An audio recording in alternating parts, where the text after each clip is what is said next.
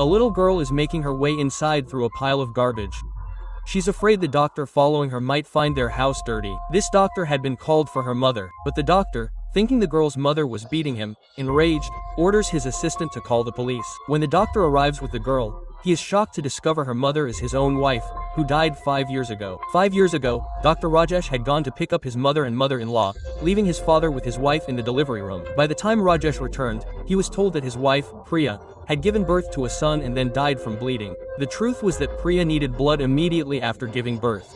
Rajesh's father, who disliked Priya and had always hated girls, forced the doctor to extract Priya's blood and give it to his newborn grandson. When Priya was unconscious and nearly dying, he threw her into the hospital garbage. Luckily, Priya survived and was rescued by a kind person. However, after the shock, Priya lost her ability to speak and all her memories. For the next 5 years, Priya raised her young daughter, Ananya, by collecting garbage. One day, a neighbor reported that Ananya had gotten into a fight with a boy at school. Priya immediately rushed to the school. Ananya tearfully claimed she had only picked up a bottle thrown by a young boy named Arav, but he accused her of theft. Priya thought it was a petty fight between children, but as she tried to console Arav, she was pushed hard. Arav's grandmother, Sharda Devi, saw Priya and recognized her slightly, but her full attention was focused on Arav. She noticed Arav's hand was injured and, in a rage, told the school principal to expel Ananya immediately. Priya, crying, pleaded with Sharda Devi for her daughter, but Ananya stopped her and said, "I will come first in any other school, too." Sharda Devi arrogantly declares that no other school will ever admit a girl who was expelled from their home school. Seeing her daughter's future in jeopardy, Priya clings to her feet and cries. Arav,